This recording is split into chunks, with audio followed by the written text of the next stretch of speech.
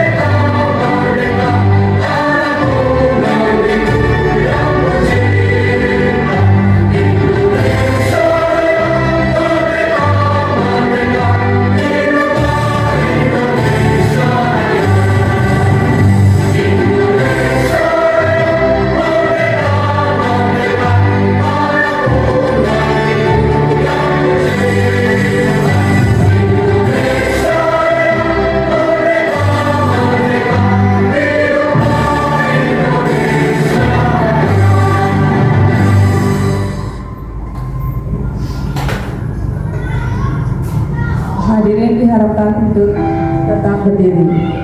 Sekarang mari kita berdoa sebelum memulai kegiatan ini.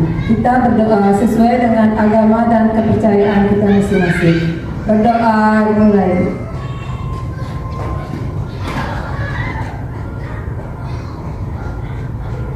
Berdoa selesai.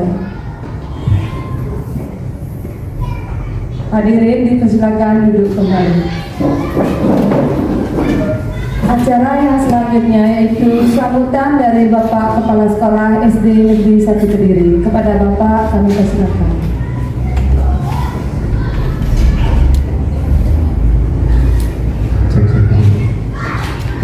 Terima kasih atas waktunya. Sebelum sambutan yang diberikan, yang awali dengan Om Swastiastu. Assalamualaikum warahmatullahi wabarakatuh. Salam sejahtera untuk kita semua. Yang saya hormati dan saya banggakan bagi tiga calon guru penggerak yang akan melaksanakan kegiatan berbagi praktik baik tentang disiplin positif. Yang banggakan Bapak Ibu guru hebat SD Negeri 1 Kediri yang telah mengikuti pada saat ini kegiatan pengelasan atau diseminasi berbagi praktik baik dari teman-teman calon guru penggerak.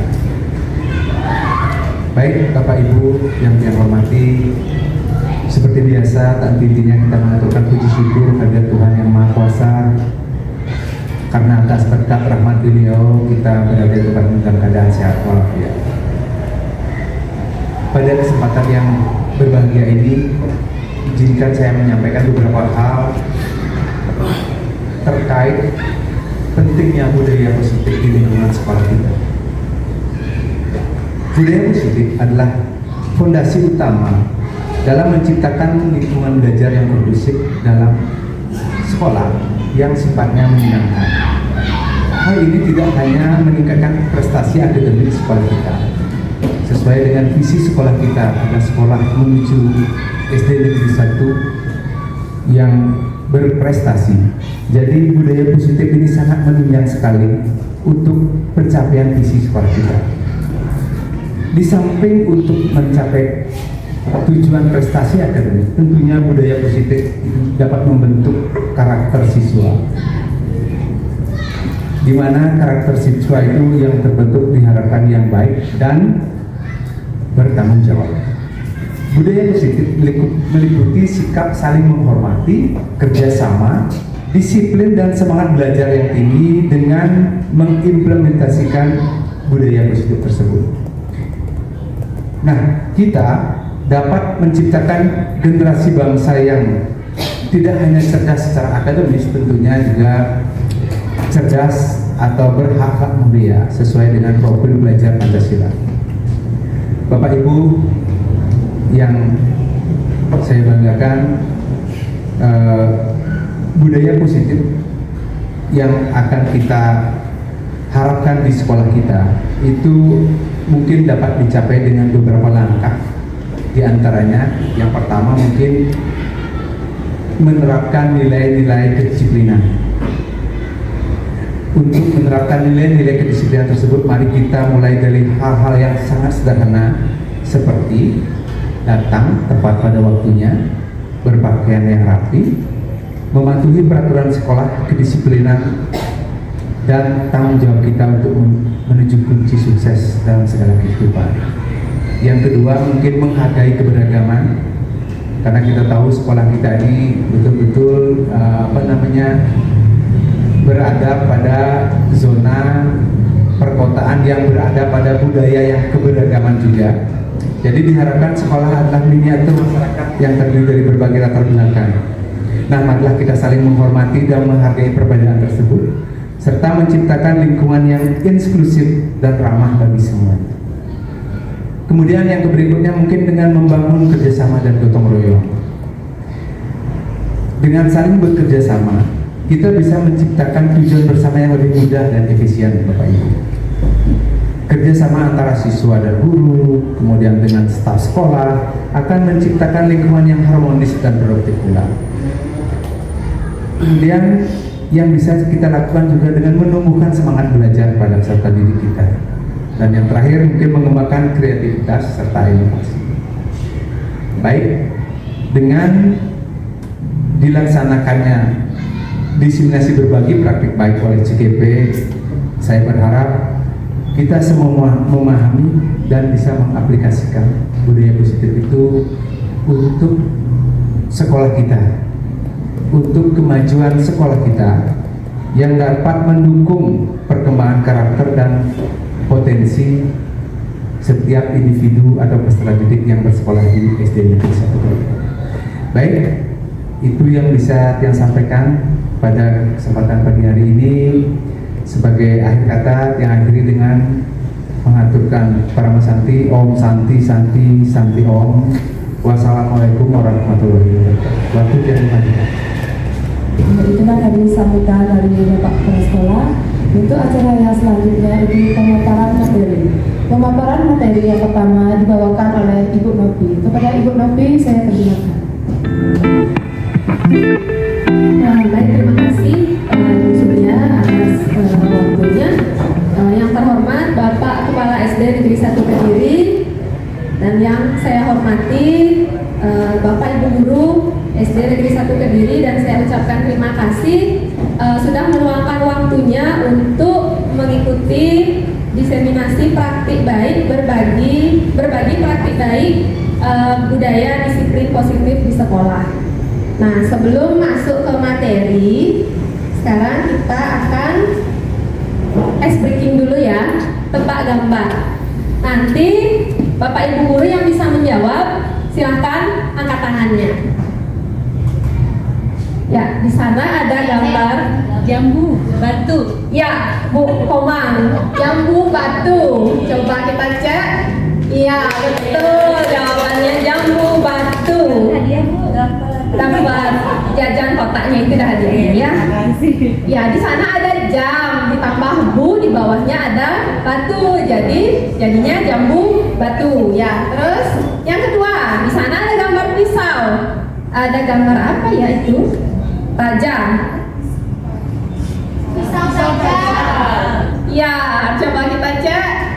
Iya, betul. Di sana ada pisau tajam. Berarti Bapak dan Ibu guru sudah fokus ya. Fokusnya masih bagus, belum ngantuk. Ya, yang ketiga di sana ada apa ya? Tangan. Tangan seru. Ya, coba kita cek. Betul. Tantangan seru.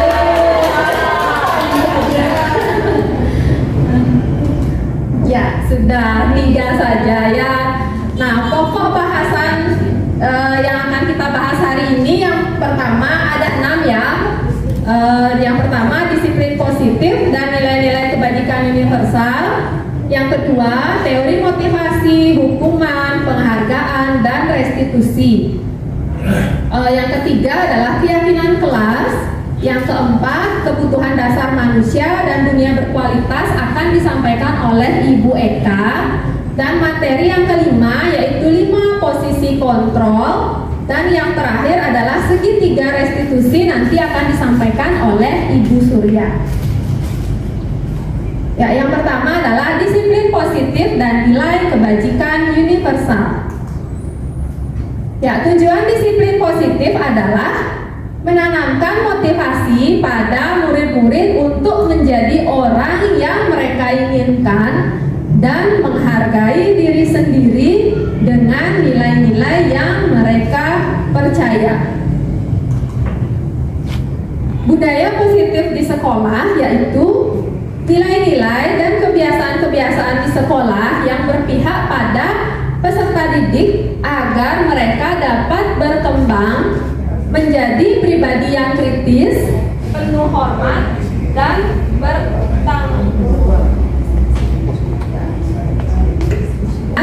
bertanggung jawab. Budaya positif di sekolah ini harus selalu kita tanamkan pada peserta didik. Ya, perubahan paradigma yang pertama adalah untuk membangun budaya yang positif. Sekolah perlu menyediakan lingkungan yang positif, aman dan nyaman agar murid-murid mampu berpikir, bertindak, dan mencipta dengan merdeka, mandiri, dan bertanggung jawab. Lazimnya, disiplin dikaitkan dengan kontrol. Dalam hal ini, kontrol guru dalam menghadapi murid. Disiplin positif dan nilai kebajikan universal. Yang akan kita bahas di disiplin positif dan nilai kebajikan universal adalah yang pertama, makna kontrol dari paparan teori kontrol Dr. William Glasser. Yang kedua adalah miskonsepsi yang terjadi di kehidupan sehari-hari serta perubahan paradigma stimulus respon kepada teori kontrol. Sebelum memahami 2 materi ini, nah di sini ada sebuah teks cerita. Ibu Komang dan Ibu Lode berkomitmen untuk menurunkan berat badan mereka. Apakah di sini Bapak dan Ibu guru ada yang memiliki komitmen ini? Ya, mereka ada ya, tapi baru komitmen saja ya. Antara sudah dilaksanakan atau tidak itu masih menjadi pertanyaan. Ya, mereka membatasi diri untuk mengkonsumsi makanan berlebihan. Suatu hari, Ibu Eka membawa berbagai menu makanan yang kebetulan merupakan menu favorit mereka. Dibujuk, dirayu oleh teman-temannya agar mereka mengkonsumsi makanan yang disajikan. Ibu Komang nampak kukuh dengan pendiriannya, sementara Bu Lode memutuskan untuk mengkonsumsi menu yang disuguhkan oleh Ibu Eka. Ya, di sini ada 3 ya, ada Bu Komang, ada Bu Lode dan Ibu Eka. Pertanyaannya, nah dari teks yang dibaca, siapa yang memegang posisi kontrol dalam mengkonsumsi menu makanan tadi? Ada 3 ya, saya balik lagi ya ceritanya. Ada Ibu Komang, Ibu Lode yang berkomitmen untuk menurunkan berat badan. Lalu Ibu Eka membawa makanan favorit mereka berdua. Nah, pertanyaannya, siapa dari mereka bertiga yang memegang posisi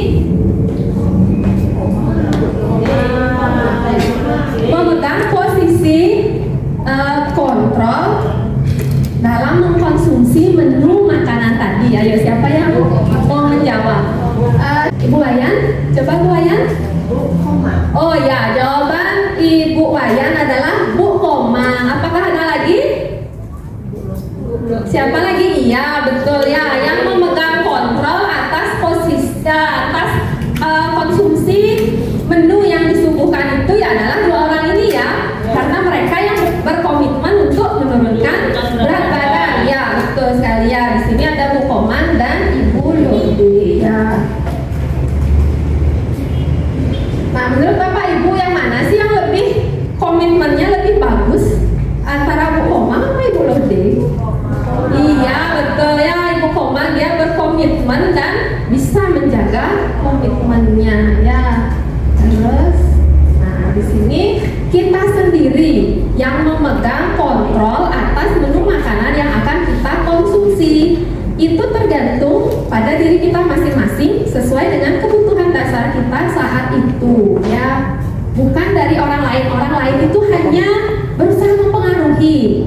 Yang memegang kontrol adalah kita sendiri. Kalau kita sudah kuat berkomitmen tentang sesuatu, kita sendiri yang harus mengontrol komitmen itu. Jangan sampai terpengaruh oleh orang lain ya, betul. Ya, di sini ada teori kontrol atau ilusi kontrol. Psikiater dan pendidik Dr. William Glasser dalam kontrol teori yang dinamakan choice theory meluruskan beberapa miskonsepsi tentang makna kontrol. Ya, di sini menurut Bapak William Glasser, perubahan paradigma atau teori kontrol, disebut juga ilusi kontrol, itu ada 4. Yang pertama adalah ilusi guru mengontrol murid. Yang kedua, ilusi bahwa kritik dan membuat orang merasa bersalah dapat menguatkan karakter. Yang ketiga, ilusi bahwa semua penguatan positif, efektif, dan bermanfaat. Yang keempat adalah ilusi bahwa orang dewasa memiliki hak untuk memaksa. Ya, yang pertama, ilusi guru mengontrol murid. Pada dasarnya, kita tidak dapat memaksa murid untuk berbuat sesuatu kalau murid tersebut memilih untuk tidak melakukannya. Teori kontrol menyatakan bahwa semua perilaku memiliki tujuan, bahkan terhadap perilaku yang tidak disukai. Yang kedua, ilusi bahwa kritik dan membuat orang merasa bersalah dapat menguatkan karakter. Menggunakan kritik dan rasa bersalah untuk mengontrol murid menuju pada identitas gagal. Mereka belajar untuk merasa buruk tentang diri mereka. Nah, di sini kita sebagai guru pasti pernah ya, bahkan lumayan sering untuk memberikan kritik yang membuat siswa merasa bersalah ya, padahal itu sebenarnya secara teori tidak boleh seperti itu karena mereka akan merasa diri mereka buruk dan itu akan menuju pada identitas yang gagal. Yang selanjutnya, ilusi bahwa semua penguatan positif, efektif, dan bermanfaat. Penguatan positif atau bujukan adalah bentuk-bentuk kontrol. Dalam jangka waktu tertentu, kemungkinan murid tersebut akan menyadarinya dan mencoba untuk menolak bujukan kita, atau bisa jadi murid tersebut menjadi tergantung pada pendapat sang guru untuk berusaha. Ya, di sini kita sebagai guru memang harus memberikan penguatan, tapi terlalu sering memberikan penguatan atau bujukan kepada siswa itu juga tidak bagus ya. Selanjutnya, ilusi bahwa orang dewasa memiliki hak untuk memaksa. Banyak orang dewasa yang percaya bahwa mereka memiliki tanggung jawab untuk membuat murid-murid berbuat hal-hal tertentu. Apapun yang dilakukan dapat diterima selama ada sebuah kemajuan berdasarkan sebuah pengukuran kinerja. Pada saat itu pula, orang dewasa akan menyadari bahwa perilaku memaksa itu tidak akan efektif untuk jangka waktu panjang dan sebuah hubungan permusuhan akan terbentuk. Nah, kita sebagai orang dewasa pasti sering memaksa bisa anak kita di rumah atau anak didik kita untuk melakukan sesuatu, dan ternyata itu juga tidak bagus. Sama juga seperti waktu kita masih anak-anak. Apakah bapak dan ibu pernah dipaksa oleh orang tuanya? Pasti pernah. Apakah itu membuat bapak dan ibu merasa baik atau tidak? Lebih banyak tidak. Kenapa? Karena siapapun yang dipaksa itu pasti tidak akan senang ya, dan lama-lama pasti di dalam diri anak itu akan muncul aura permusuhan gitu loh. Oh, ini ibu ini suka sekali memaksa, seperti itu. Pasti itu tidak akan bagus pada akhirnya. Ya, ingatan itu akan membekas, bahkan mungkin menurut kita sebagai orang dewasa itu sepele, tapi bagi anak itu tidak. Ingatan itu mungkin akan membekas sampai dia dewasa nanti.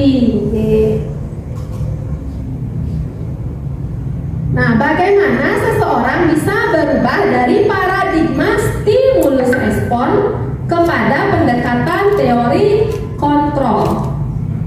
Stephen R. Covey mengatakan bahwa bila kita ingin membuat kemajuan perlahan, sedikit demi sedikit, ubahlah sikap atau perilaku Anda. Namun, bila kita ingin memperbaiki cara-cara utama kita, maka kita perlu mengubah kerangka acuan kita. Ubahlah bagaimana Anda melihat dunia, bagaimana Anda berpikir tentang manusia. Ubahlah paradigma Anda, skema pemahaman dan penjelasan aspek-aspek tertentu tentang realitas. Berikut adalah perbedaan antara stimulus respon dan teori kontrol. Stimulus respon, realitas atau kebutuhan kita sama. Sedangkan teori kontrol menyebutkan realitas atau kebutuhan kita berbeda. Yang kedua, stimulus respon menyebutkan semua orang melihat hal yang sama. Sedangkan teori kontrol adalah setiap orang memiliki gambaran yang berbeda. Yang ketiga, pada stimulus respon kita mencoba mengubah orang agar berpandangan sama dengan kita. Sedangkan pada teori kontrol kita berusaha memahami pandangan orang lain tentang dunia. Nah, untuk selanjutnya Bapak Ibu bisa membaca sendiri pada tampilan ini. Nah, sekarang yang ingin saya tanyakan, menurut Bapak Ibu, yang manakah yang lebih baik antara teori stimulus respon atau teori kontrol? Coba Ibu Sukma. Bagi saya yang itu adalah dari stimulus respon dan teori kontrol itu adalah yang teori kontrol. Misalnya salah satunya itu adalah di mana kebutuhan dari seseorang itu berbeda. Ya, itu apalagi kemudian dilihat dari karakter seseorang itu pasti berbeda-beda. Jadi tidak ada yang sama. Ya, terima kasih Bu Sukma. Untuk Ibu atau Bapak guru yang lain, apakah ada yang memiliki pendapat lagi? Yang mana lebih baik antara teori stimulus respon atau teori kontrol?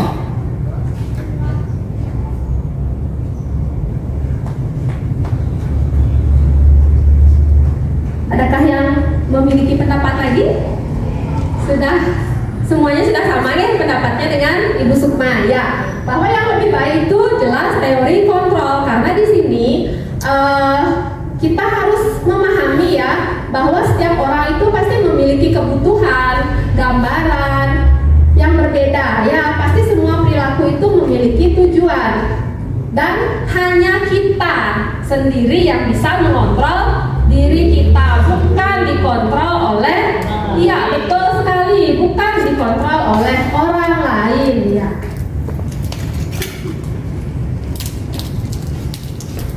Nah, di sini pertanyaan selanjutnya adalah apa makna disiplin? Disiplin adalah kemampuan memerintah diri sendiri dalam mengontrol dan menguasai diri untuk memilih tindakan yang mengacu pada nilai-nilai yang kita hargai dengan penuh tanggung jawab tanpa terperintah oleh orang lain. Di sana sudah ditandai ya, yang merah itu yang poin yang paling penting. Yang pertama apa? Memerintah diri sendiri. Ya, diri kita sendirilah yang harus memiliki kemampuan ya untuk memerintah diri kita. Kenapa? Karena yang bertanggung jawab atas apa yang kita lakukan adalah, iya betul, diri kita sendiri yang akan bertanggung jawab tanpa terpengaruh atau terperintah oleh orang lain ya. Makna disiplin positif dan mengamati penerapannya di lingkungan.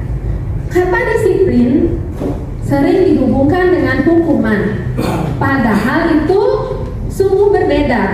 Karena belajar tentang disiplin positif tidak harus dengan memberi hukuman.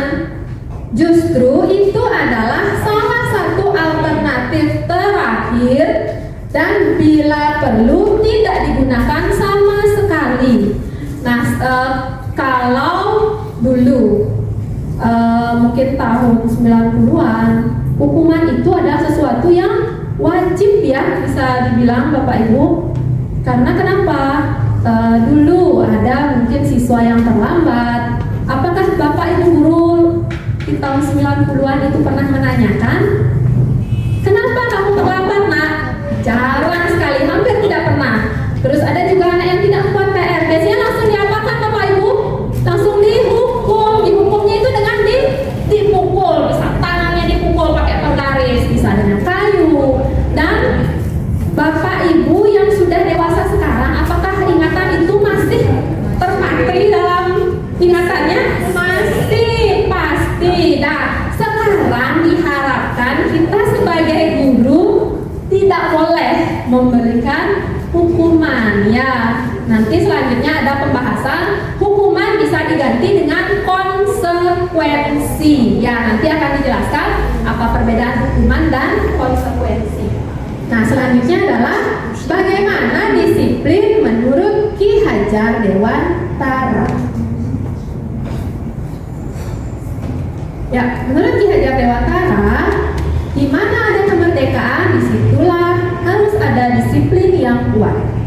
Sungguh pun itu bersifat self-disiplin, yaitu kita sendiri yang mewajibkan kita dengan sekeras-kerasnya. Tetapi itu sama saja, sebab jikalau kita tidak cakap melakukan self-disiplin, wajiblah penguasa lain mendisiplin diri kita, dan peraturan demikian itulah harus ada dalam suasana yang merdeka. Menurut Ki Hajar Dewantara, tujuan pendidikan yaitu menuntun segala kodrat yang ada pada anak-anak agar mereka dapat mencapai keselamatan dan kebahagiaan yang setinggi-tingginya, baik sebagai manusia maupun sebagai anggota masyarakat. Oleh sebab itu, pendidik itu hanya dapat menuntun tumbuh atau hidupnya kekuatan kodrat yang ada pada anak-anak agar dapat memperbaiki lakunya, bukan dasarnya hidup dan tumbuhnya kekuatan kodrat anak. Nah, menurut Ki Hajar Dewantara, tujuan pendidikan itu adalah menuntun, bukan menuntut. Iya, betul. Kita sebagai guru tidak boleh menuntut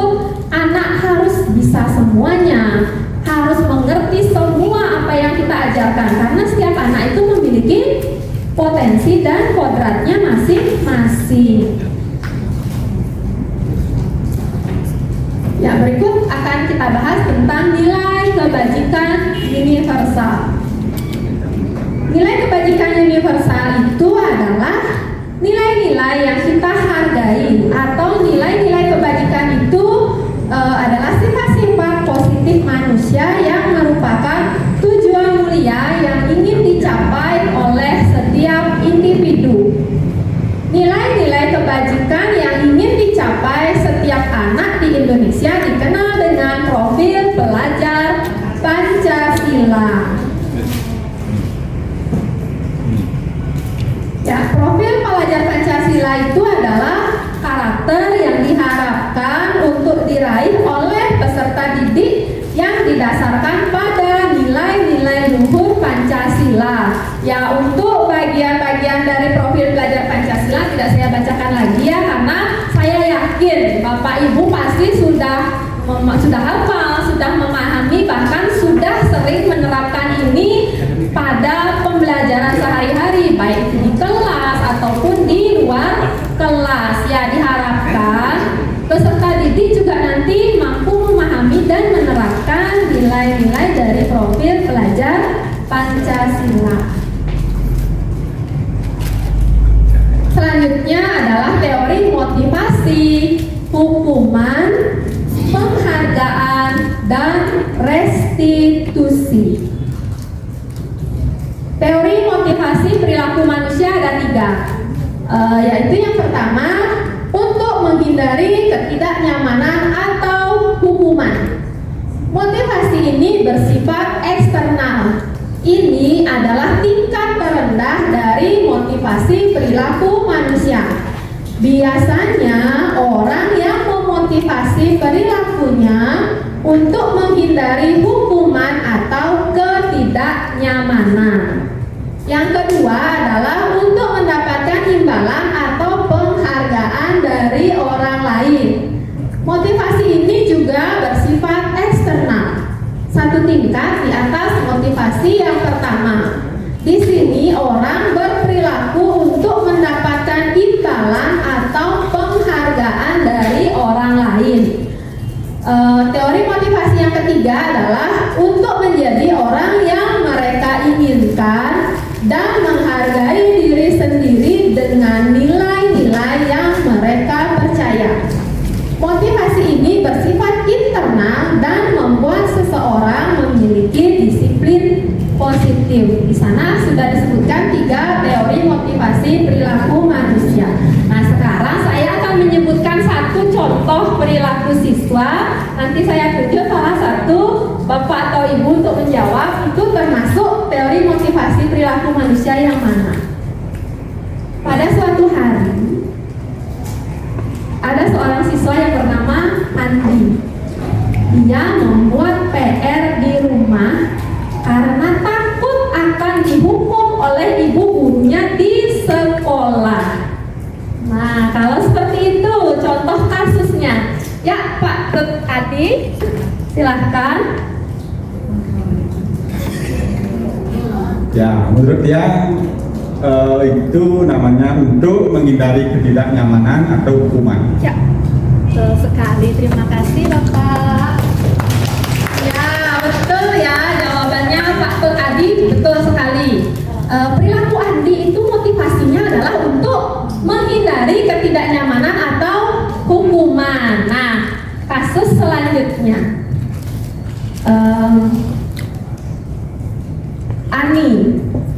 Ani selalu berusaha tepat waktu untuk sampai di sekolah karena dia ingin menjadi siswa yang disiplin. Nah, kalau seperti itu, teori yang kemana? Yang mana ya? Yang pertama, kedua, atau ketiga? Ketiga. Ya, siapa yang mau? Ya, Bu Waya.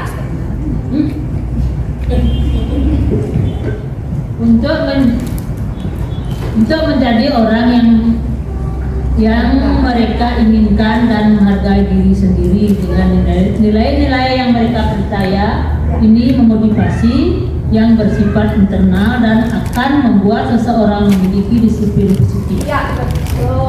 Terima kasih, Bu. Ya, betul ya. Andi ini sudah memiliki motivasi internal. Nah, kalau untuk yang kedua, ini contohnya misalnya siswa kelas 2 saat akan berbaris masuk ke dalam kelas itu pasti selalu berebutan.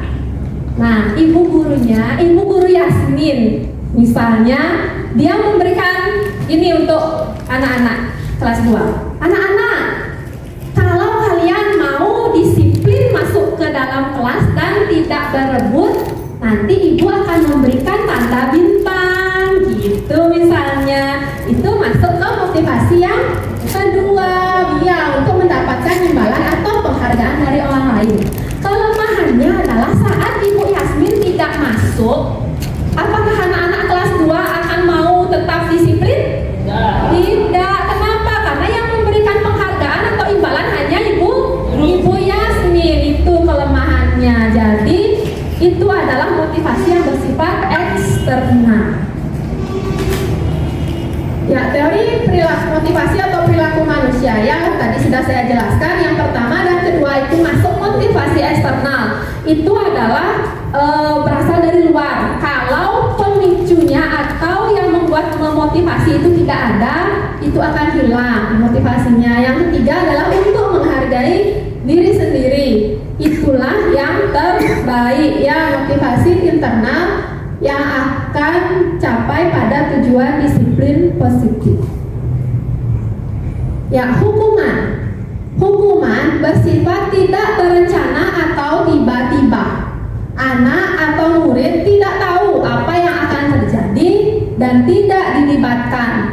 Hukuman bersifat satu arah dari pihak guru yang memberikan, dan murid hanya menerima suatu hukuman tanpa melalui suatu kesepakatan atau pengarahan dari pihak guru, baik sebelum atau sesudahnya. Ya, hukuman itu pasti sudah sering kita dengar. Hukuman itu bersifat satu arah. Artinya anak tidak akan tahu apa yang akan diberikan oleh gurunya saat dia melanggar sesuatu atau melakukan kesalahan. Misalkan anak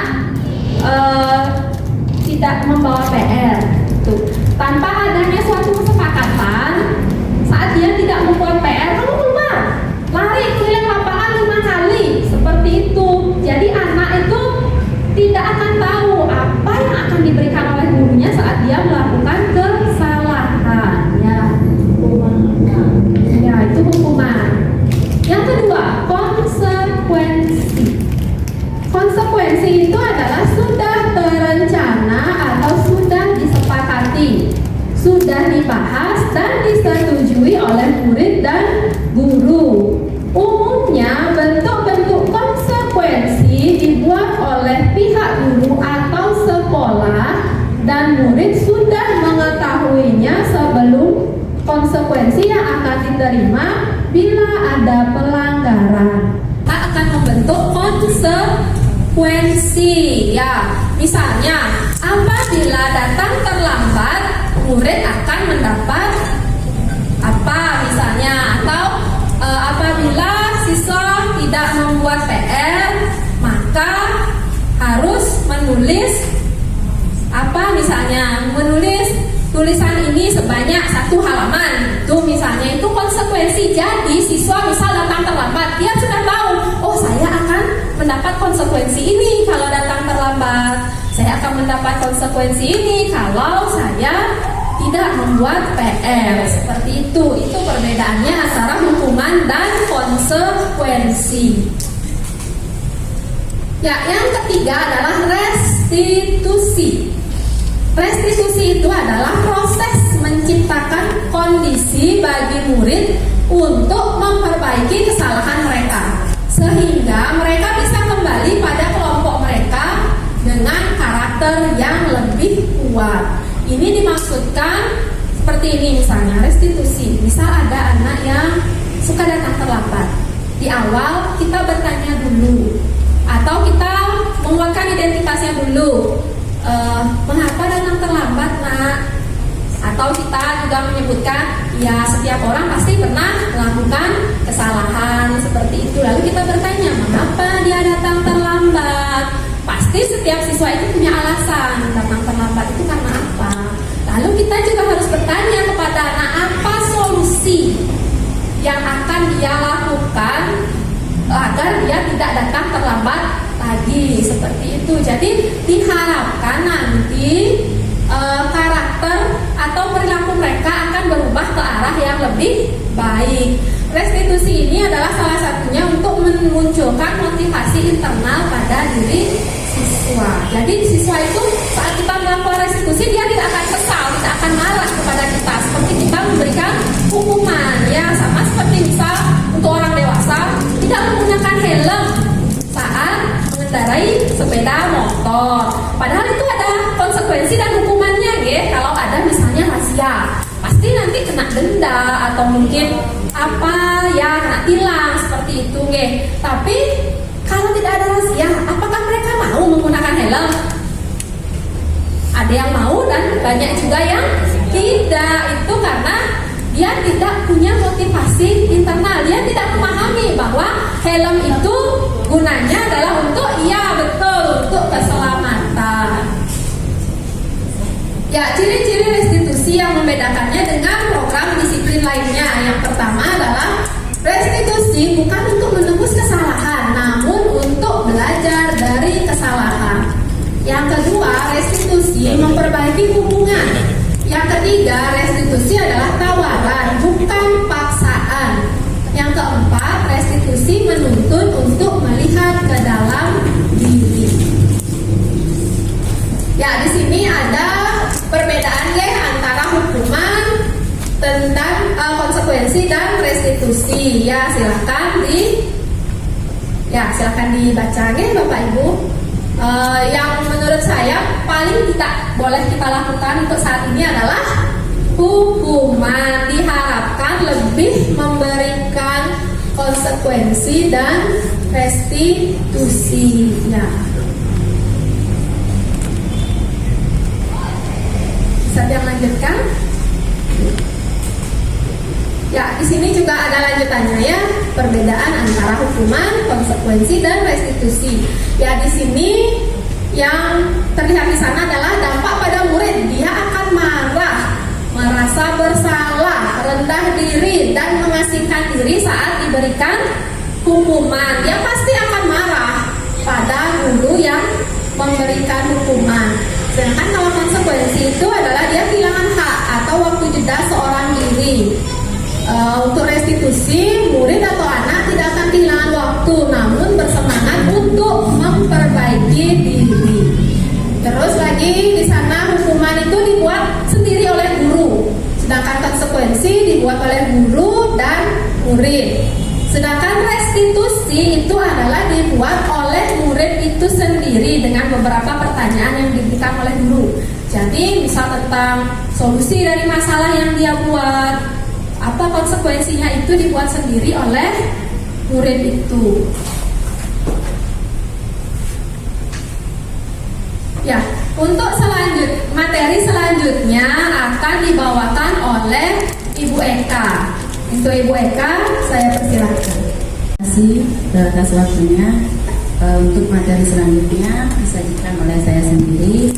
Sebelumnya saya ucapkan terima kasih untuk Bapak Ibu sudah berkenan hadir dalam kegiatan kali ini untuk menghadiri praktik baik yang kami sajikan. Nah, dilanjutkan materi selanjutnya adalah tentang kebutuhan. Jadi kebutuhan dasar manusia ini seperti belajar pelajaran ekonomi ya, tentang kebutuhan. Jadi manusia senantiasa berusaha memenuhi kebutuhan dasar. Jadi apabila tidak berhasil diperoleh dengan cara yang positif, maka mungkin bisa saja dengan cara yang melanggar aturan. Maka di sini biasanya ada tindakan kriminal atau kejahatan yang dilakukan oleh orang-orang atau oknum untuk bisa memenuhi kebutuhan hidupnya. Jadi kita tidak boleh menghakimi sebenarnya. Karena apa? Itu ada motivasi, ada dari dalam diri mereka untuk bisa bertahan di lingkungannya, untuk bisa memenuhi kebutuhan dasarnya. Nah, tetapi itu tidak serta-merta dibenarkan ya, itu tindakan yang salah. Kita akan mempelajari tentang hal itu di sini. Nah, di sini ada 5 kebutuhan dasar manusia. Itu merupakan teori dari Dr. William Glasser yang tadi sudah dijelaskan oleh Ibu Novi. Jadi ini beliau orangnya, saya tidak kenal, katanya dari New York. Ya, jadi ini tentang kebutuhan dasar manusia. Nah, di sini sebelum kita belajar tentang kebutuhan dasar manusia, jadi kira-kira apa kaitannya dengan disiplin atau budaya positif yang kita laksanakan di sekolah? Kenapa kebutuhan dasar ini berperan? Bagaimana peran pentingnya itu di sekolah? Tidak hanya untuk memenuhi kebutuhan pokok itu, jadi di sekolah itu bagaimana keterkaitan materi antara kebutuhan dasar manusia dengan disiplin positif. Jadi kira-kira ada yang tahu? Belum ya? Jadi di sini untuk melaksanakan budaya positif itu agar bisa berjalan dengan baik, jadi diperlukan kita sebagai seorang guru itu memahami tentang kebutuhan dasar siswanya atau muridnya. Kebutuhan dasar manusia. Jadi kebutuhan untuk bertahan hidup atau survival ya. Berikutnya cinta dan kasih sayang. Terus yang ketiga ada kebebasan. Yang keempat itu kesenangan. Yang kelima tentang kekuasaan. Nah, sekarang ini akan saya jelaskan satu per satu. Nah, jadi bertahan hidup, jadi merupakan kebutuhan yang bersifat fisiologis untuk bertahan hidup. Jadi misalnya tentang kesehatan, rumah, dan makanan. Kalau dalam pelajaran ini kebutuhan pokok atau kebutuhan primer ya, yang harus terpenuhi. Kebutuhan psikologis dalam kebutuhan ini meliputi kebutuhan akan perasaan aman. Jadi sebagai seorang guru itu kita diharapkan bisa mengetahui bagaimana kehidupan atau latar belakang ekonomi dari siswa kita. Apakah mereka mendapatkan tempat tinggal yang nyaman, makanan yang cukup atau bergizi, dan juga tentang bagaimana kebutuhan kepakaiannya apakah tercukupi. Nah, itu semuanya akan berpengaruh terhadap perilaku mereka nantinya di sekolah. Nah, berikutnya tentang cinta dan kasih sayang. Nah, ini merupakan kebutuhan psikologis, kebutuhan untuk disayangi dan diterima. Nah, jadi meliputi kebutuhan yang akan hubungannya dan koneksi ke sosial ya, memberi dan menerima kasih sayang dan kebutuhan menjadi bagian suatu kelompok. Nah, di sini peran kita di sekolah sebagai guru adalah memberikan cinta kasih itu tanpa membeda-bedakan anak itu anak siapa. Jadi seperti anak kita sendiri ya, dimarahi misalnya berbuat salah. Jadi di sini bukan berarti kita marah sama mereka tidak sayang. Jadi di situ letak kita sebagai pendidik yang memberikan tuntunan, bukan tuntutan ya, tuntunan atau bimbingan. Bagaimana anak itu nanti bisa bergaul di kelompoknya tanpa dikucilkan gitu. Jadi tidak ada guru yang menyayangi anaknya si ini gitu. Jadi diberikan hak dan kewajiban yang sama gitu. Jadi mendapatkan cinta kasih sayang dari gurunya, sehingga si murid ini merasa nyaman di lingkungan belajarnya. Berikutnya tentang kebebasan. Kebutuhan akan kemandirian serta memiliki pilihan.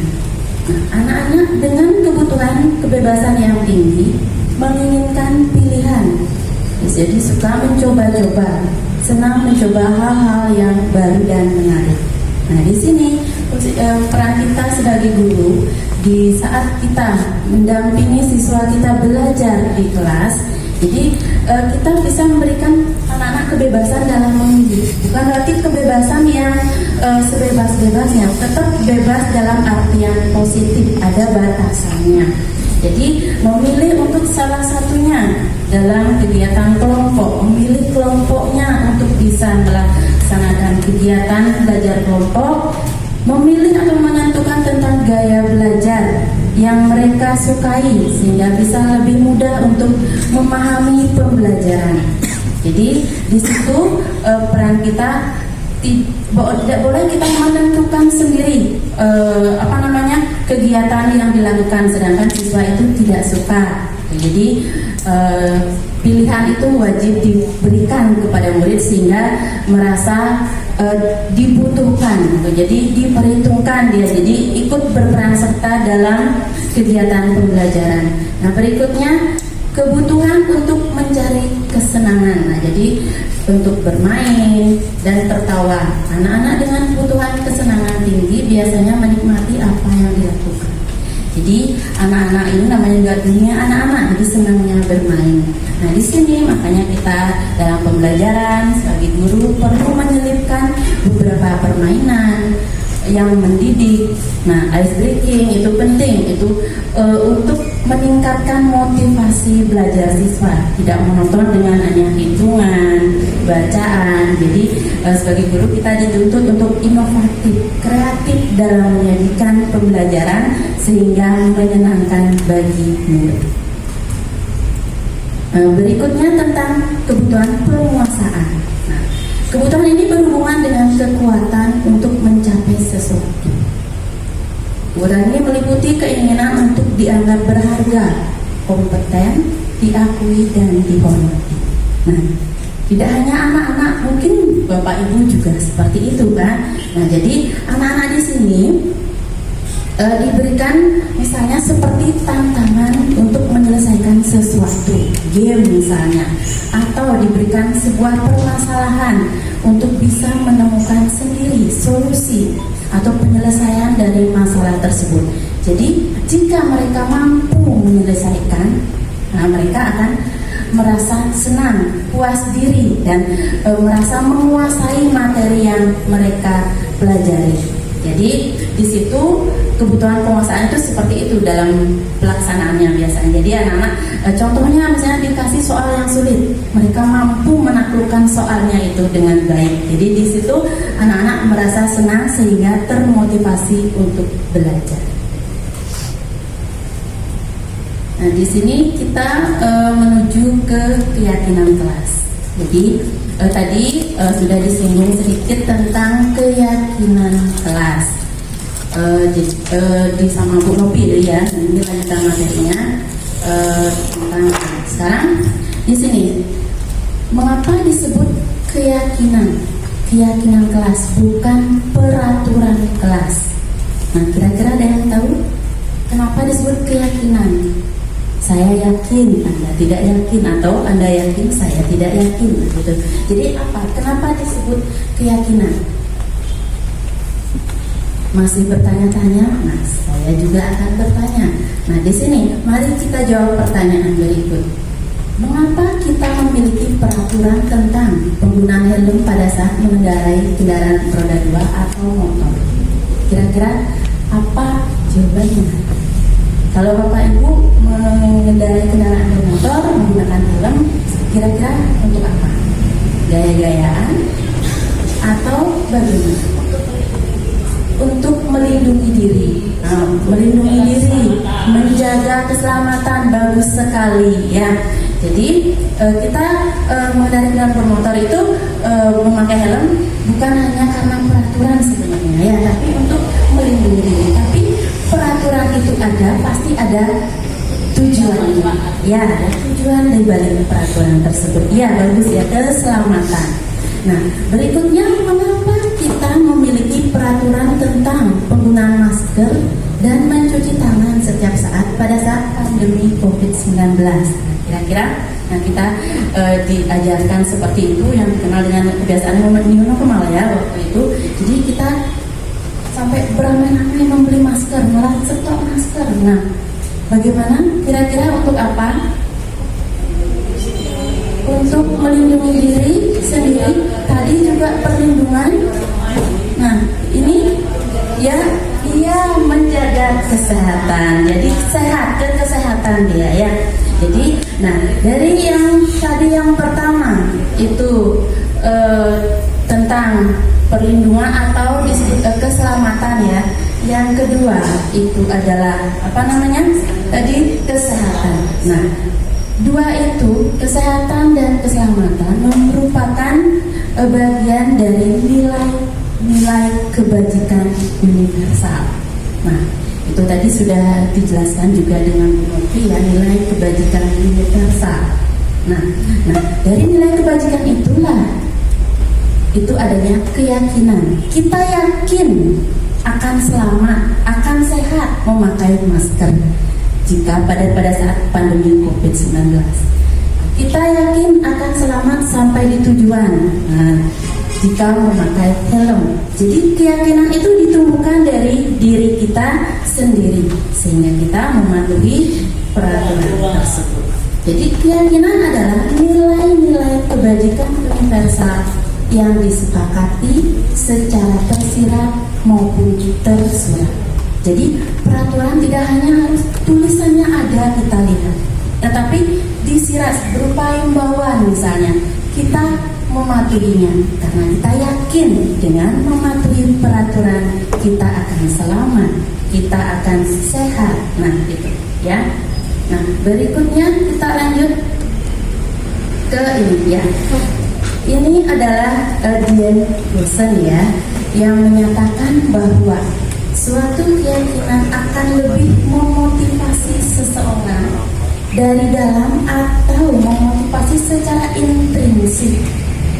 Seseorang akan lebih tergerak dan bersemangat untuk menjalankan keyakinan daripada hanya sekedar mengikuti serangkaian peraturan. Betul? Apa betul? Betul Bapak Ibu? Iya, itu aja. Dengan adanya keyakinan, dengan yakin dulu. Betul. Seberapapun bagusnya atau banyaknya peraturan, kalau Bapak Ibu tidak yakin, itu tidak akan berjalan dengan baik peraturan tersebut. Ya, peraturan hanya aturan saja. Ya. Nah, berikutnya. Nah, di sini ada beberapa nilai-nilai kebajikan.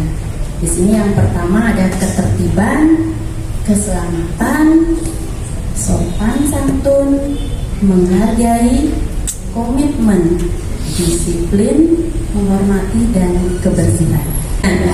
Untuk SBK, Bu Koma, saya beri kehormatan untuk maju sama Bu Sukma. Ayo dampingi saya. Ayo saya dampingi sendiri. Saya yakin bisa. Ada tahu Bapak?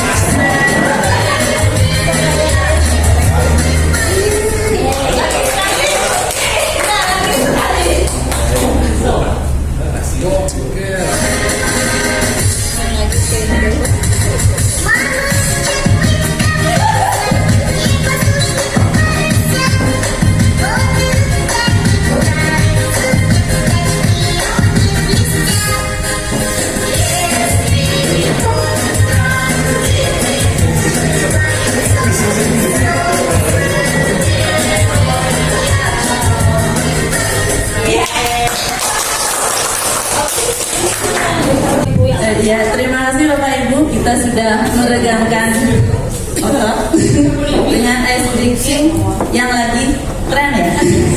Ya, dan sekarang lanjut lagi materinya ya. Jadi itu beberapa nilai-nilai kebajikan yang ada banyak sekali sebenarnya ya. Jadi hanya ditampilkan 8 saja, nanti penuh layarnya. Berikutnya. Nah di sini saya ajak Bapak Ibu untuk menjawab kira-kira dari peraturan yang tertera di sana nilai kebajikan yang mana kira-kira itu jawabannya. Yang pertama, kembalikan barang ke tempatnya. Siapa bisa? Nilai kebajikan yang tadi. Ya. Disiplin. Disiplin ya, nanti kita ini skip dulu jawabannya Dani ya.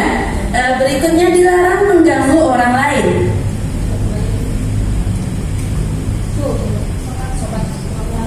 Sopan santun ya, skip dulu ya. Kita lanjut. Dilarang melakukan kekerasan. Ya, keselamatan. Ya, jadi kita cek jawabannya. Ya, berikutnya dilarang menggunakan narkoba. Kesehatan ya, kita ambil kesehatan ya. Ya, berikutnya bergantian atau menunggu giliran. Disiplin ya. Berikutnya dilarang merokok. Kesehatan. Kita cek jawaban kita.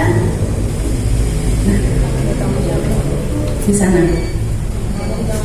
Nah, di situ ada kembalikan barang ke tempatnya, mungkin kedisiplin sama dengan tanggung jawab ke sana bisa. Ya, jadi tanggung jawab. Dilarang mengganggu orang lain, berarti menghormati orang lain. Berikutnya dilarang melakukan kekerasan, keselamatan atau menghormati orang lain. Jadi di sini ada dua nilai kebajikan. Jadi kekerasan bisa mengancam keselamatan. Itu. Berikutnya kekerasan juga tidak menghormati orang lain. Jadi bisa memukul, itu berarti tidak hormat dengan orang tersebut ya. Ya, berikutnya dilarang menggunakan narkoba, betul, tentang kesehatan karena nafsa itu ya itu kan termasuk aditif ya yang berbahaya bagi kesehatan.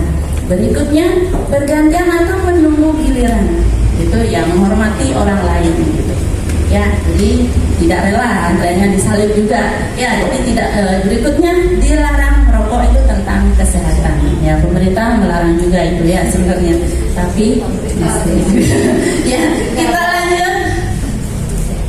Nah, ini tentang keyakinan kelas. Nah, keyakinan kelas adalah pernyataan-pernyataan yang disepakati bersama antara guru dengan murid untuk menjadi pedoman dalam bersikap dan berperilaku di kelas selama proses pembelajaran.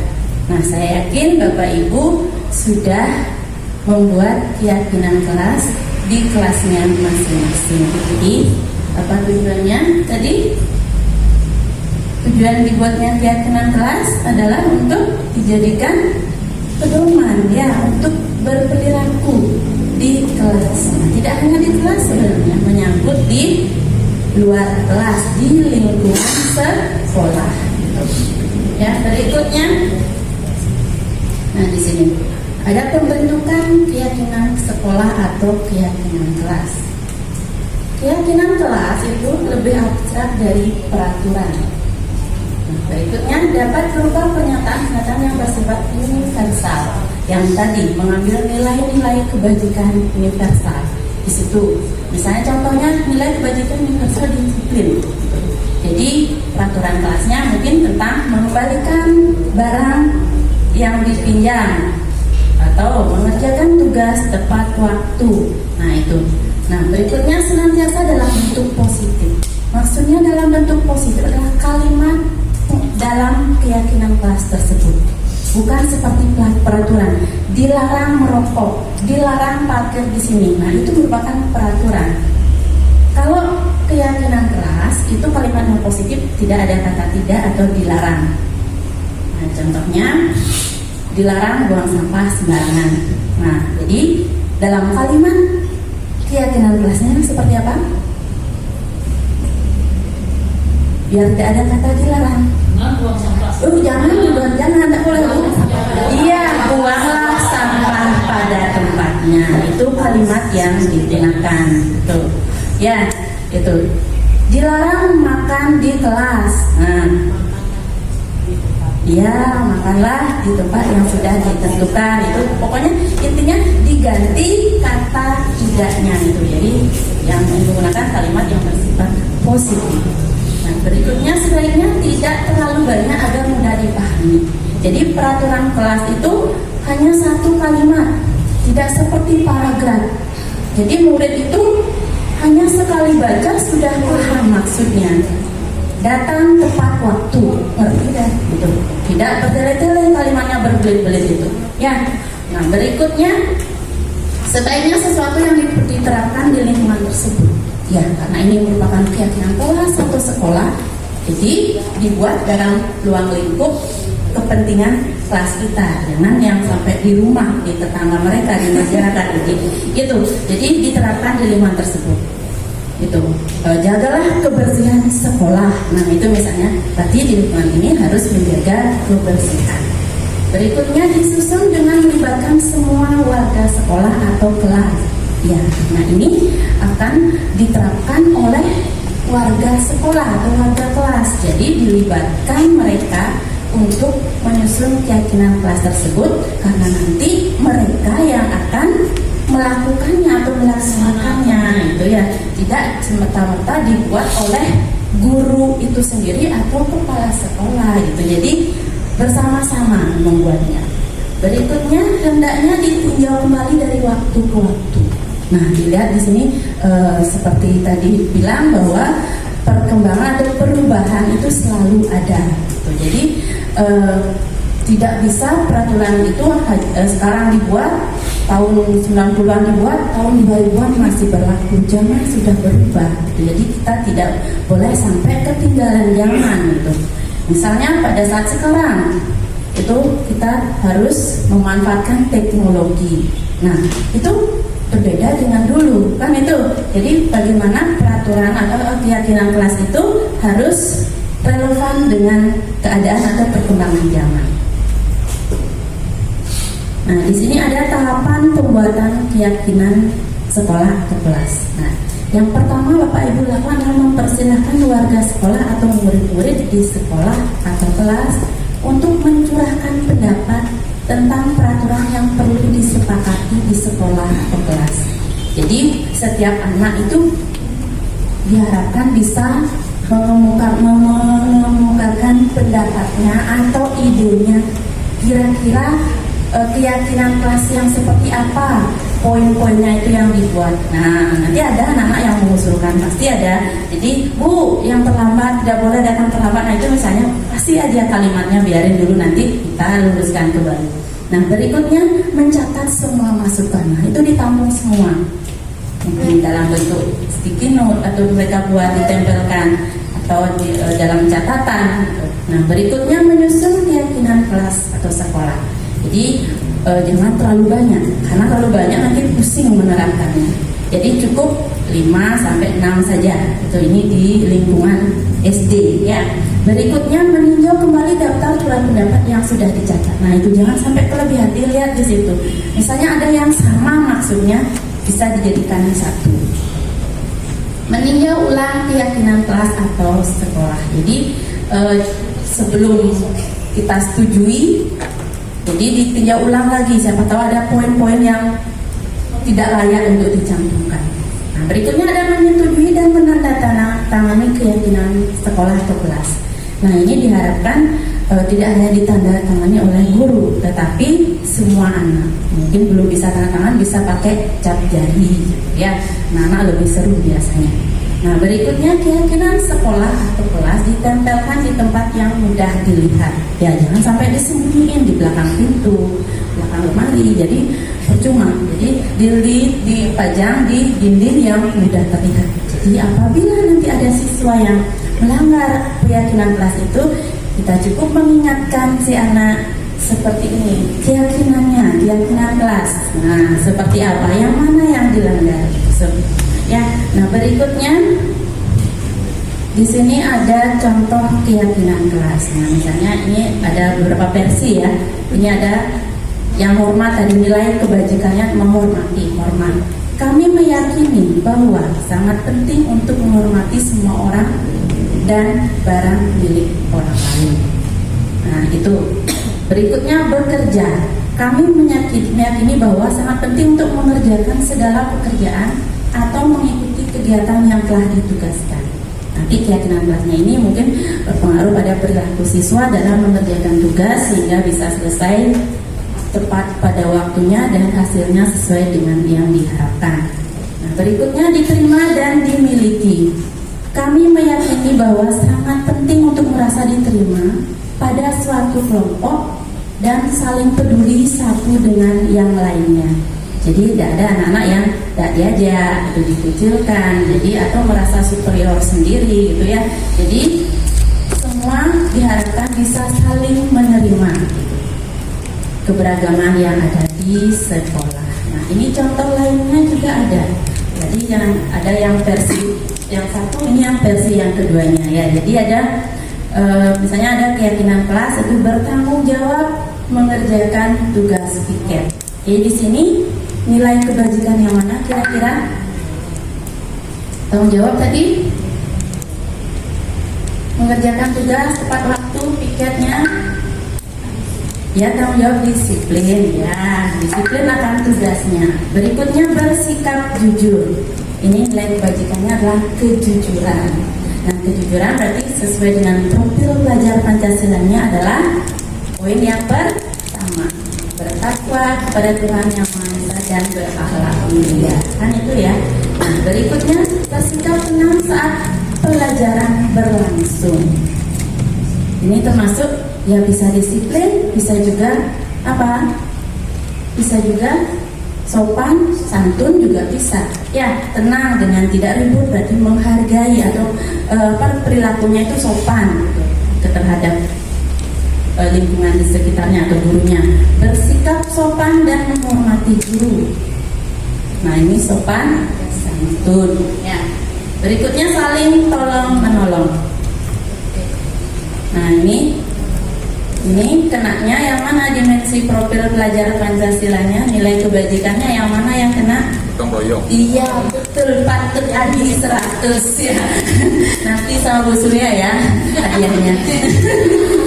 Nah, itu. Ya, jadi itu gotong royong ya. Nah, berikutnya hidup rukun dengan teman ya. Itu kemana? Hidup rukun? Ya, kerukunan nilainya ya di situ, nilai kebajikannya ya sesuai dengan sila ketiga. Nah, jadi Bapak Ibu untuk menerapkan keyakinan kelas itu ya diharapkan Bapak Ibu memperhatikan kebutuhan peserta didik. Ya, jadi bagaimana menumbuhkan motivasi intrinsik peserta didik untuk bisa melaksanakan keyakinan tersebut tanpa paksaan, dengan tulus ikhlas ya, karena apapun yang dilaksanakan dengan tulus ikhlas itu akan berdampak dalam jangka waktu yang panjang, sehingga budaya positif akan tercipta dalam diri murid itu sejak dini dan dibawa sampai ke masa yang akan datang gitu. Jadi, nah untuk materi selanjutnya, sebelum ke materi selanjutnya saya mau bertanya dulu, ada kira-kira yang ditanyakan atau ada yang mau memberikan penguatan dari materi yang sudah saya berikan? Sudah pas? Ya, pas. Mari kita lanjutkan dengan narasumber Ibu Ketut Surya dari BIN. Terima kasih Mika. Sekarang saya akan membawakan materi yang selanjutnya. Sebelum ke materi, biar Bapak Ibu tidak ngantuk, kita SPG ya. Ini semua Bapak Ibu silakan maju ke depan. Ayo berbaris. Nah, tangannya dinaikkan ya. Yang satu begini, yang satu telunjuknya dinaikkan seperti SD 1 Kediri. Ya. Begini. Nih, satu kemana? Enggak, begini satu. Kiri. Yang kiri ini. Nih. Nanti bagusnya ketika saya menyebutkan nama Eli, Bapak Ibu menangkap jari telunjuk temannya. Siapa yang berhasil menang? Ya, siapa yang berhasil menangkap nanti saya kasih hadiah ya. Ayo mulai. Konsentrasi. Di sebuah desa hiduplah sebuah keluarga yang mempunyai 4 anak kembar yang bernama Ella.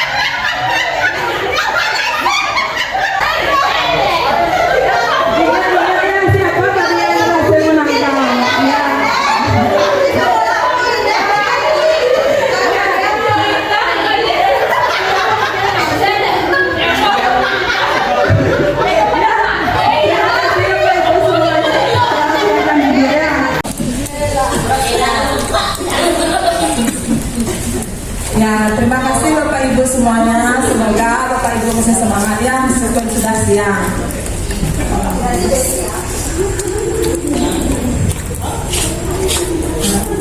Di sini saya mau menyampaikan atau sharing tentang apa yang sudah saya dapatkan di pendidikan calon guru penggerak. Saya tidak bermaksud untuk menggurui Bapak Ibu. Di sini kita mari materi yang akan saya bawakan yaitu 5 posisi kontrol guru. Mari kita review kembali tadi apa yang sudah dijelaskan sama Bu Eka. Karena setiap manusia atau individu itu memiliki 5 kebutuhan dasar. Dan jika salah satu kebutuhan dasar atau beberapa kebutuhan dasar tersebut tidak terpenuhi, maka akan terjadi suatu masalah yang akan menyebabkan suatu permasalahan. Maka ini terkaitnya dengan peran kita sebagai seorang guru atau sebagai pendidik. Kita harus bisa menyelesaikan permasalahan yang sedang dihadapi oleh siswa kita. Ini ada 5 posisi kontrol. Itu yang pertama ada posisi kontrol penghukum, pembuat rasa bersalah, teman, pemantau, dan manajer. Nah, sebelum ke pembahasan materi, saya akan membagikan sebuah kertas. Nanti Bapak Ibu tuliskan di sini. Selama ini Bapak Ibu semua posisi kontrol yang mana yang sudah Ibu terapkan untuk menghadapi permasalahan anak-anak. Nanti tulis di sini ya. Berapapun boleh Bapak Ibu guru tulis. Entah itu Ibu guru menggunakan 1 posisi kontrol, 2 atau 3, ditulis semuanya di sini ya.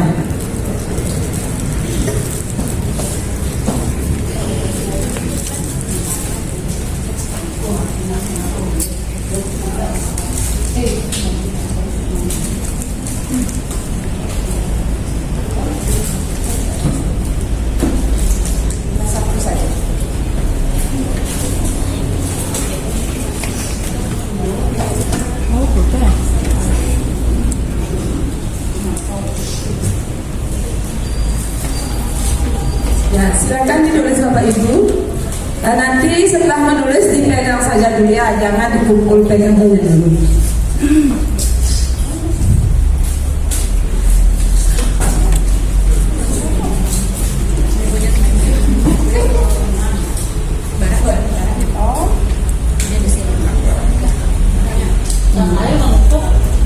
Ya, yang mana biasanya Pak Ibu guru gunakan, ditulis saja dulu di sana. Tidak ada salah dan tidak ada yang benar ya, sama. Tidak ada yang salah, maka tidak ada yang benar. Tidak ada yang salah ya.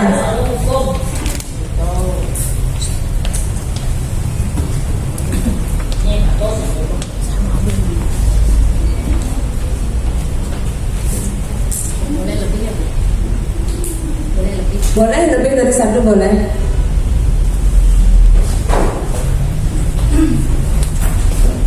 Kalau sudah disimpan dulu kertasnya, sekarang Bapak Ibu guru semua perhatikan video berikut.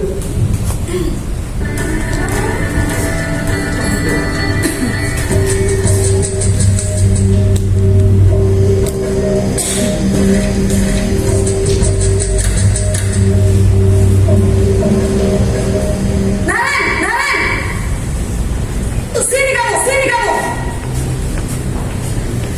Selamat pagi Bu. Selalu terlambat. Kamu deh, pasti terlambat. Maaf Bu, saya. Apa coba? Alasan lagi. Kapan sih terlambat? Malas sekali ya kalian jadi anak. Saya. Dasar malas. Gak kamu. Si kamu. Sudah berapa terlambat. Sana. Kamu keliling dua kali. Kenapa saya harus basket Bu? Kenapa? Kamu melawan ibu. Berani jawab.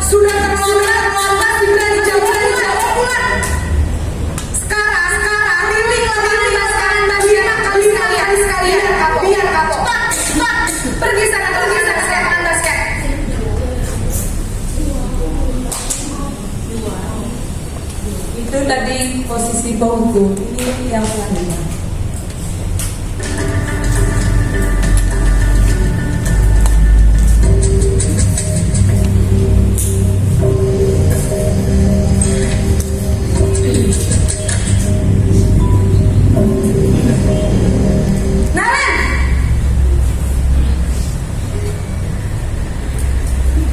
Selamat pagi Bu. Naren, kamu kenapa terlambat lagi, nak? Ya Tuhan, Naren, kamu senang ya bikin ibu susah ya? Kalau kamu terlambat lagi, nanti ibu yang ditegur bapak kepala sekolah, nak. Disangka ibu tidak bisa membina kamu. Duh, gimana ini? Diperhatikan, ibu bapak biasanya dari Duh, itu menggunakan posisi korban yang mana. Kamu suka ya kalau ibu ditegur bapak kepala sekolah? Terus, sekarang ibu harus tulis apa ini di buku absen? Ini kamu sudah sering terlambat loh. Ibu harus apa coba? Maaf Bu, maaf sekali. Ya sudah, lain kali jangan bikin ibu susah lagi ya nak ya. Ibu tidak akan kuat lagi kalau kamu begini terus. Bisa jantungan kalau ibu ditegur bapak kepala sekolah. Sana cepat ke kelas. Maaf ya Bu, maaf sekali.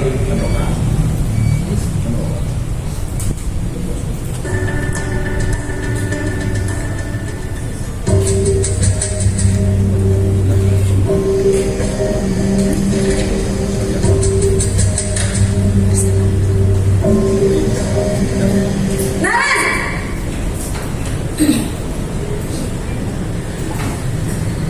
Selamat pagi Bu. Wah, sudah jam berapa ini nak? Terlambat lagi ya sayang.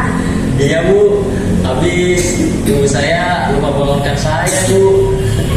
Kamu malah menyalahkan ibu kamu. Kamu bukannya anak yang larinya paling kencang. Kok terlambat sih? Ibu Yasmin tadi. Iya Bu, saya memang terlambat bangun tadi. Jadi biarpun saya lari kencang, tetap gak kekejar Bu.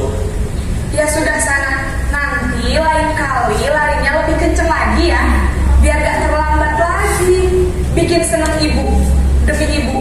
Bisa kan? Bisa lah Bu. Ya sudah sana masuk kelas.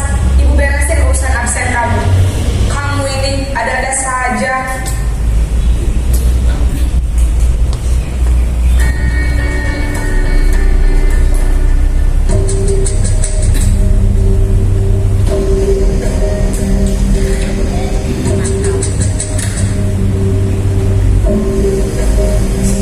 Naren!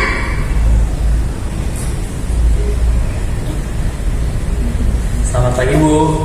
Naren, apa peraturan sekolah kita tentang jam berapa kita harus masuk sekolah, nak? Kita harus di sekolah jam 7 Bu. Iya betul, sekarang sudah jam 7.20. Naren sudah tahu konsekuensinya jika terlambat hadir.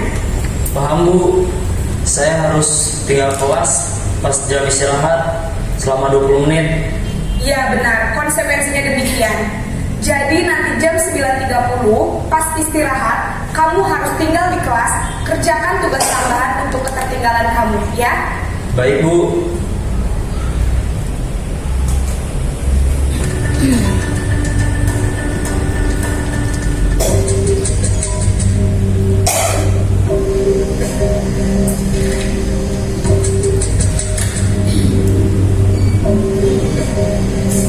Naren!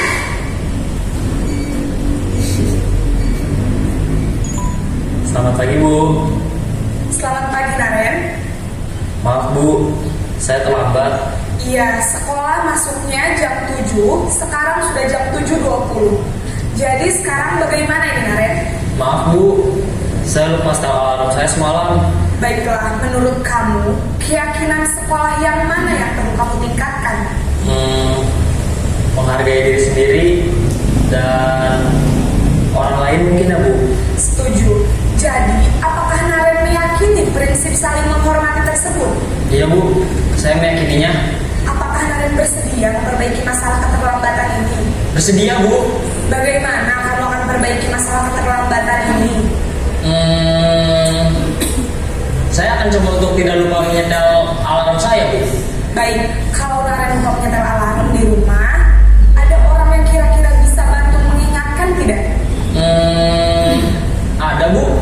kakak saya, Kak Emma. Ada lagi selain Kak Emma?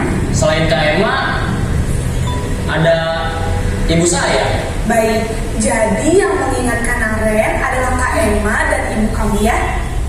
Kira-kira akan mulai setel alarm kapan nih Naren? Setelah pulang sekolah, akan segera saya lakukan. Baik, jadi Naren akan setel alarm untuk bangun besok pagi dan akan diingatkan oleh kakak dan ibunda Naren ya.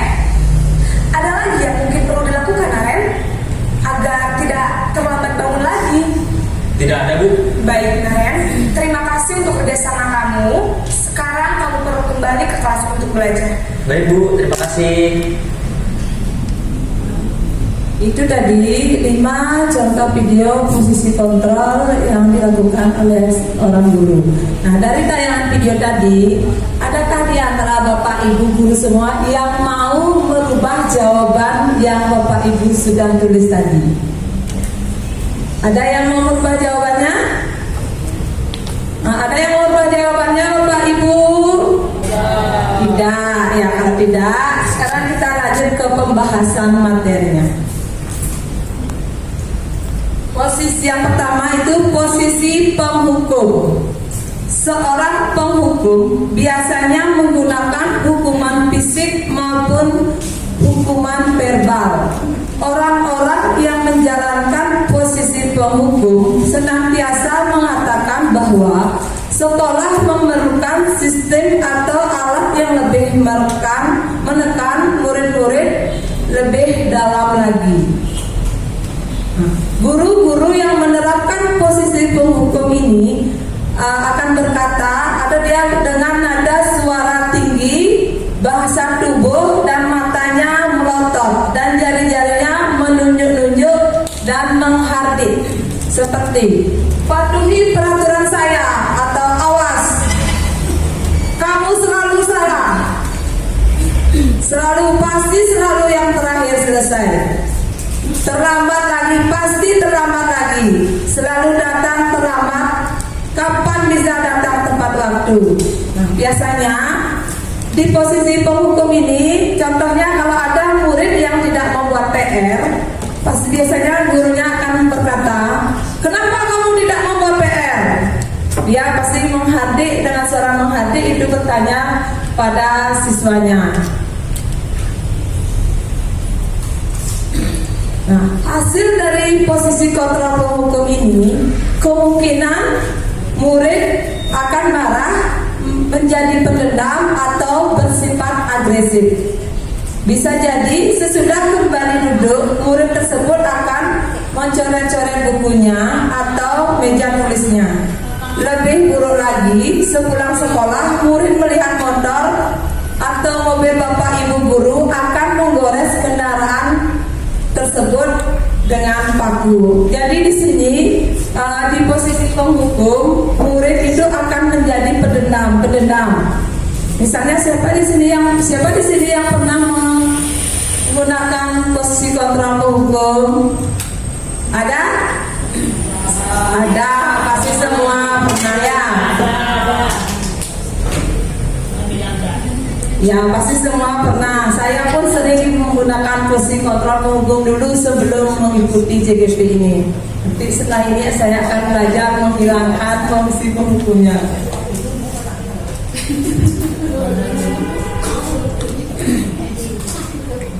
Dan yang kedua, membuat rasa bersalah. Pada posisi ini, biasanya guru akan bersuara lebih lembut. Membuat rasa bersalah akan menggunakan keheningan yang membuat orang lain merasa tidak nyaman, merasa bersalah atau rendah diri. Hasil dari posisi kontrol membuat rasa bersalah, murid akan merasa bersalah telah mengecewakan bapak ibu gurunya. Murid akan merasa menjadi orang yang gagal dan tidak sanggup membahagiakan orang lain. Kadangkala sikap seperti ini lebih berbahaya dari sifat atau sikap penghukum, karena emosi akan tertanam rapat di dalam.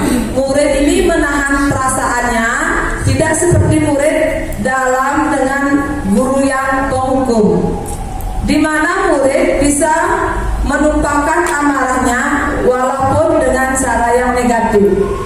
Murid murid tertekan seperti inilah yang tiba-tiba meletus amarahnya dan bisa menyakiti diri sendiri atau orang lain. Di sini dia tidak seperti di penghukum. Kalau di pembuat rasa bersalah, murid itu memendam perasaannya sehingga di dalam batinnya mungkin dia merasa bagaimana, dan ketika dia meluapkan rasa amarahnya itu, dia bisa melukai dirinya sendiri. Ini lebih berbahaya dari penghukum. Terus yang ketiga, posisi kontrol teman. Guru pada posisi ini tidak akan menyakiti murid, namun akan tetap berupaya mengontrol murid melalui persuasi. Posisi teman pada guru bisa negatif ataupun positif. Positif di sini berupaya hubungan baik yang terjalin antara guru dan murid. Guru di posisi teman ini menggunakan hubungan baik dan humor untuk mempengaruhi seseorang. Di posisi pembuat rasa bersalah, guru biasanya bersuara dengan ramah, akrab, dan bercanda. Bahasa tubuhnya merapat pada murid, mata dan senyum jenaka. Biasanya dia kalau ada muridnya yang berbuat salah, pasti begini, ayolah nak, bantu ibu. Terus ayo ingat tidak bantuan bapak selama ini. Ya sudah, kali ini tidak apa-apa, nanti ibu yang akan membereskan. Atau Adi, ayolah, bagaimana sih kamu? Kemarin sudah janji ke bapak atau ibu, kenapa datang terlambat lagi? Sambil kita atau bapak ibu gurunya tertawa ringan dengan ramah. Ya sudah, tidak apa-apa, duduk dulu sana, nanti pak guru bantu kamu ini. Sambil bapak dan ibu gurunya itu senyum-senyum ngomongnya. Mungkin Bu Yasmin ini sering menerapkannya. Kenapa tidak buat lemah dan lembut? Tidak lemah mulai itu. Hasil dari posisi kontrol teman itu, murid akan merasa senang dan akrab sama gurunya. Ini termasuk dampak yang positif, hanya saja di sisi negatif menjadi tergantung pada guru tersebut. Bila ada masalah, dia merasa bisa mengandalkan guru tersebut untuk membantunya. Akibat lain dari posisi teman, Adi hanya akan membuat sesuatu bila yang menyuruh adalah guru tersebut, dan belum tentu berlaku yang sama dengan guru atau orang lain. Misalnya kita menggunakan posisi kontrol teman. Misalnya ibu kadek, dia menggunakan posisi kontrol teman. Mungkin nanti muridnya itu hanya akan bergantung sama ibu kadek. Kalau tidak ada ibu kadek, muridnya tersebut tidak akan mau disuruh sama guru yang lain. Terus selanjutnya itu posisi pemantau. Pemantau berarti mengawasi. Pada saat kita mengawasi, kita bertanggung jawab atas perilaku orang-orang yang kita awasi. Posisi pemantau berdasarkan pada peraturan dan konsekuensi dengan menggunakan sanksi atau konsekuensi. Kita dapat memisahkan hubungan pribadi kita dengan murid sebagai seseorang yang menjalankan posisi pemantau. Pertanyaan yang sering diajukan oleh seorang pemantau itu biasanya dia juga dengan nada suara datar, bahasa tubuh yang formal. formal. Contohnya seperti peraturannya apa? Apa yang telah kamu lakukan? Terus sanksi atau konsekuensinya apa? Kamu terlambat 15 menit. Apakah kamu sudah mengerti konsekuensi yang harus dilakukan bila terlambat? Hasil dari posisi kontrol pemantau ini, murid memahami konsekuensi yang harus dijalankan karena telah melanggar salah satu peraturan sekolah. Dan yang kedua, guru tidak menunjukkan suatu emosi yang berlebihan, menjadi marah atau membuat merasa berbuat salah. Murid tetap tidak nyaman, yaitu dengan harus tinggal kelas pada waktu jam istirahat dan mengerjakan tugas. Dan hasil yang berikutnya, guru tetap harus memantau murid pada saat mengerjakan tugas di jam istirahat karena murid tidak bisa ditinggal seorang diri. Nah, pada saat mengerjakan tugas, murid ini harus terus kita pantau, dan jika kita tinggalkan, mungkin murid tersebut tidak akan mau melanjutkan mengerjakan tugasnya. Itu hasil dari posisi kontrol pemantau. Yang berikutnya ada posisi manajer. Posisi manajer ini di mana seorang guru berbuat sesuatu bersama dengan murid, mempersilahkan murid bertanggung jawab atas perilakunya, mendukung murid agar dapat menemukan solusi atas permasalahannya sendiri.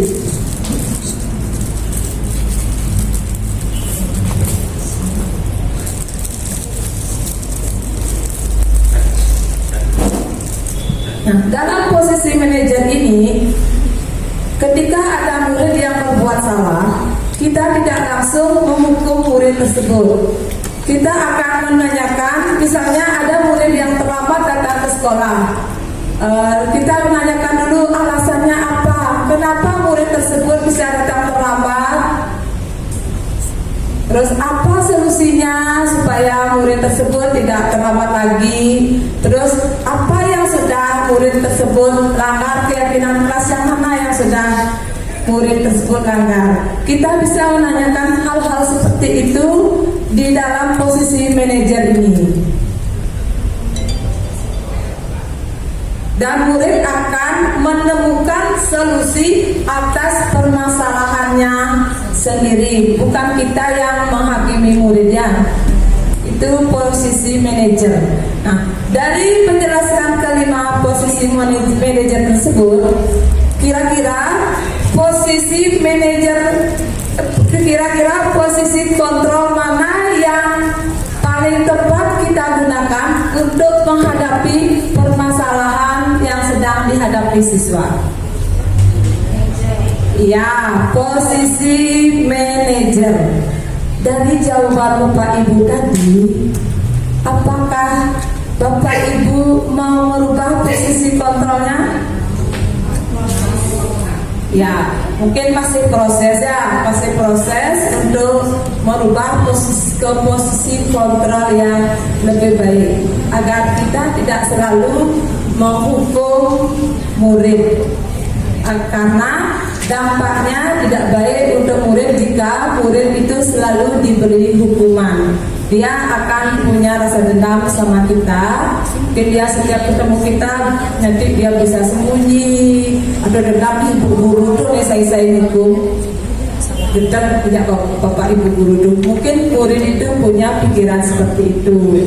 Jika kita menggunakan posisi manajer, mungkin murid itu, ibu guru itu baik sekali ketika saya saya berbuat salah, ibu guru itu tidak menghukum atau bapak guru itu tidak menghukum. Dia menanyakan kenapa saya berbuat salah, terus apa solusinya, itu dampaknya akan lebih baik ya. Selanjutnya itu segitiga restitusi. Segitiga restitusi merupakan proses menciptakan kondisi bagi murid untuk memperbaiki kesalahan mereka, sehingga mereka bisa kembali pada kelompok mereka dengan karakter yang lebih kuat. Melalui melalui restitusi, guru dapat membantu murid menjadi lebih memiliki tujuan disiplin positif serta memulihkan dirinya setelah berbuat salah. Membantu murid untuk jujur pada diri sendiri dan mengevaluasi dampak dari kesalahan yang dilakukan. Terus yang ketiga, memberikan penawaran bukan paksaan. Ini tahap dari segitiga restitusi ya. Yang pertama itu ada menstabilkan identitas. Bagian dasar dari segitiga bertujuan untuk mengubah identitas anak dari orang yang gagal karena melakukan kesalahan menjadi orang yang sukses. Anak yang melanggar peraturan karena sedang mencari perhatian adalah anak yang sedang mengalami kegagalan. Dia mencoba untuk memenuhi kebutuhan dasarnya, namun ada benturan. Di dalam menstabilkan identitas, kita bisa bertanya kepada siswa yang sedang berbuat salah itu dengan cara biasanya berbuat salah itu tidak apa-apa. Tidak ada manusia yang sempurna. Misalnya saya atau ibu guru juga pernah melakukan kesalahan. Dan bapak ibu guru tidak tertarik mencari siapa yang salah, dan ibu guru akan mencoba mencari solusi dari permasalahan yang sedang dihadapi oleh siswa itu. Dan yang kedua, tahapannya validasi tindakan yang salah. Setiap tindakan kita lakukan dengan tujuan, yaitu memenuhi kebutuhan dasar. Kalau kita memahami kebutuhan dasar, apa yang paling mendasari sebuah tindakan, kita akan menemukan cara-cara paling efektif untuk memenuhi kebutuhan tersebut. Dalam validasi tindakan yang salah, kita bisa bertanya kepada siswa. Misalnya ada murid yang terlambat kayak tadi itu, kita nanyakan dulu, kamu pasti punya alasan kenapa sering terlambat. Terus kamu boleh mempertahankan sikap itu, tapi kamu harus menambahkan sikap yang baru. Padahal kamu bisa melakukan hal yang lebih buruk dari ini ya. Itu contoh pertanyaan yang bisa kita tanyakan kepada siswa di dalam validasi tindakan. Terus yang ketiga, menanyakan keyakinan. Teori kontrol menyatakan bahwa kita pada dasarnya termotivasi secara internal ketika identitas sukses telah tercapai. Langkah 1 dan tingkah laku yang salah telah divalidasi dalam langkah 2, maka anak akan siap untuk dihubungkan ke nilai-nilai yang dia percaya dan berpindah menjadi orang yang diinginkan. Pertanyaan yang bisa kita ajukan pada siswa dalam menanyakan keyakinan itu, yang pertama bisa, apa yang kita percaya sebagai kelas atau keluarga? Apa nilai-nilai umum yang telah kita sepakati? Apa bayangan kita tentang kelas yang ideal? Terus kamu menjadi orang seperti apa? Itu contoh pertanyaan tentang menanyakan keyakinan. Itu tadi 3 tahapan restitusi. Nah, di sini saya ada video tentang menghadapi siswa yang tidak membuat PR dengan menggunakan segitiga restitusi.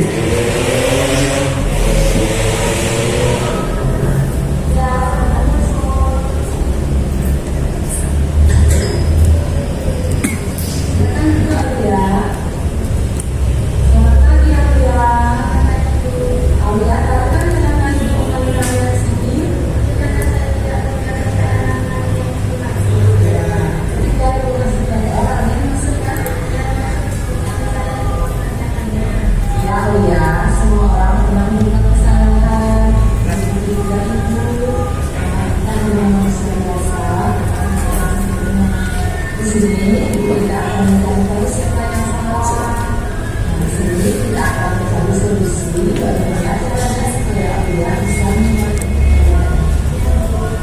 kalau boleh tahu kenapa Aulia tidak enak?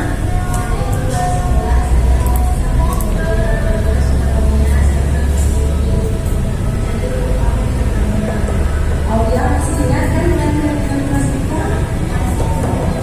Ketika Aulia tidak membuat PR, apakah itu sudah sesuai dengan kegiatan kelas? Kegiatan kelas yang mana? Nah, itu Aulia tahu. Sekarang, apakah Aulia punya solusi? Bagaimana caranya supaya Aulia bisa membuat PR?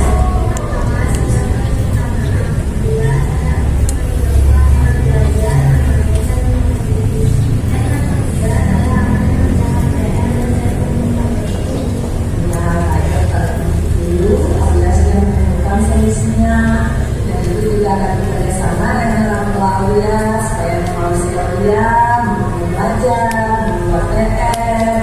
Nah, sekarang silakan Aulia kembali ke kelas. Ya, sama-sama. Itu contoh tindakan segitiga restitusi yang saya lakukan pada murid yang tidak membuat PR. Saya tidak langsung menghukum karena di situ menggunakan tahapan segitiga restitusi ya. Dari 5 posisi kontrol dan tahapan restitusi tadi, ada yang Bapak Ibu tanyakan? Atau sudah pas? Sudah cukup? Ada yang bertanya Bapak Ibu? Sudah, ya kalau sudah muncul kata terima kasihnya, berarti sudah selesai dan saya ucapkan terima kasih kepada Bapak Ibu guru semua karena sudah mau hadir dalam kegiatan kami ini. Terima kasih ya sekali lagi Bapak Ibu. Selamat siang.